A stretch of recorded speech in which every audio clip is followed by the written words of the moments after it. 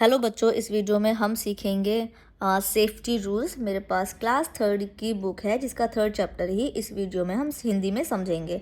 2 chapter हम last video में पूरा कर चुके हैं।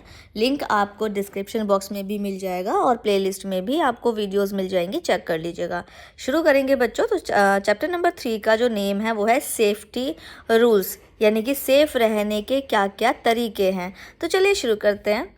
In this chapter, you will learn about how to stay safe at home, school and on the road। तो इस चैप्टर में हम क्या क्या समझेंगे? इस चैप्टर में हम समझेंगे और आप भी सीखेंगे कि घर, स्कूल और सड़क पर सुरक्षित यानी सेफ कैसे रहें। दुर्घटना कहीं भी और कभी भी हो सकती है।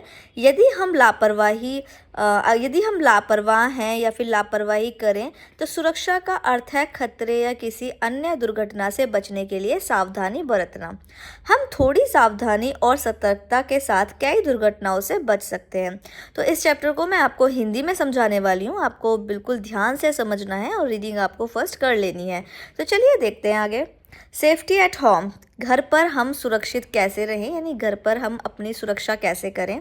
घर पर सुरक्षा के लिए एक से अधिक तरीके से गंभीरता की आवश्यकता होती है। हमारे जीवन में कई स्थितियां ऐसी आती हैं जब हम घर पर बहुत सी खतरनाक चीज़ों का उपयोग करते हैं। हमें उनसे बचने के लिए सभी संभव उपाय अपनाने चाहिए। यानी घर में बहुत सारी ऐसी चीज़ें होती हैं जिनसे हमें चोट लग सकती है, दुर्घटना हो सकती है, तो हमें उनसे कैसे सावधान रहना है। जैसे कि कभी भी किसी बिजली के उपकरण या स्विच को आपको नंगे पैर नहीं छूना है और आपको बिजली का झटका इससे लग सकता है। बिजली के प्लग या स्विच को गीले हाथों से नहीं छूना है। गैस पाइप में लीकेज की जांच करें। यदि आपको कुछ गंध आए तो तुरंत अपने बड़ों को बताएं। सिलेंडर की नॉब बंद कर दें और उसे ठीक करवाएं। नायलॉन के कपड़े आसानी से आग पकड़ लेते हैं। आग के पास जाते समय नायलॉन के कपड़े ना पहनें। रसोई में काम करते समय बहुत ढीले कपड़े जैसे साड़ी या दुपट्टे का ध्यान रखें। हमें चाकू, सुई जैसी तेज और नुकीली जो चीज़ें हैं के साथ काम करते समय भी सावधानी बरतनी चाहिए। इन चीज़ों को छोटे बच्चों की पहुंच से भी दूर रखना चाहिए। इसके बाद हम रोड की सेफ्टी समझेंगे कि रोड पर क्या क्या सावधानियां बरतनी है।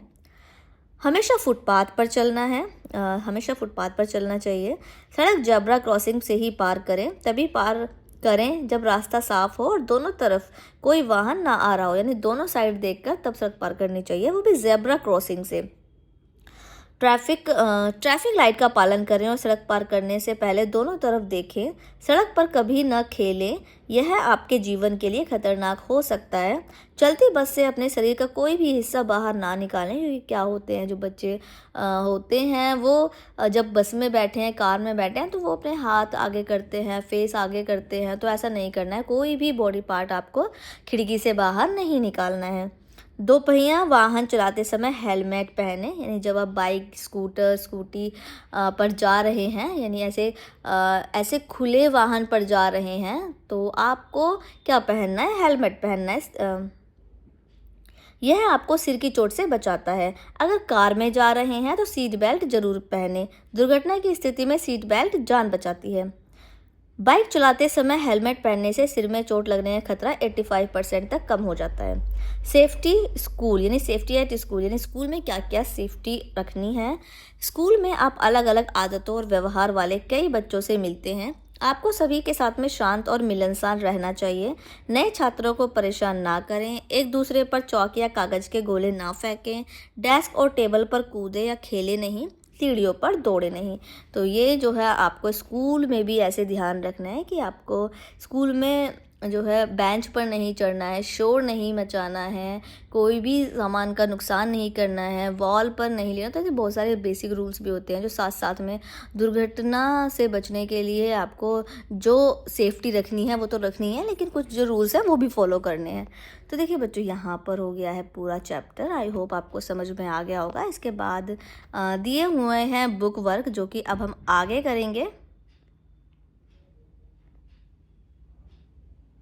ओके, तो सबसे पहले यहाँ पर सबसे ऊपर यहाँ पर मैचिंग दिए हुए हैं, तो जल्दी से मैच कर लीजिए। इसके बाद टिक द करेक्ट ऑप्शन है, ये भी आप जल्दी से फिल कर लीजिए। अगले पेज पर फिल इन द ब्लैंक्स हैं, ट्रू फॉल्स हैं और क्वेश्चंस के आंसर मैंने यहाँ नोट कर दिए हैं, फिल कर दिए हैं, आप जल्दी से नोट कर लीजिएगा। इसी के साथ में ये चैप्टर कंप्लीट हो गया है। इसके आने वाली नेक्स्ट वीडियो में हम अगले चैप्टर को पढ़ेंगे। चैप्टर 3 तक हम अभी तक इस बुक के पूरा कर चुके हैं। वीडियो पसंद आया हो, वीडियो का एक्सप्लेनेशन आपको समझ में आ गया हो, तो वीडियो को लाइक करना मत भूलिएगा और अपने क्लासमेट्स को भी शेयर कीजिएगा।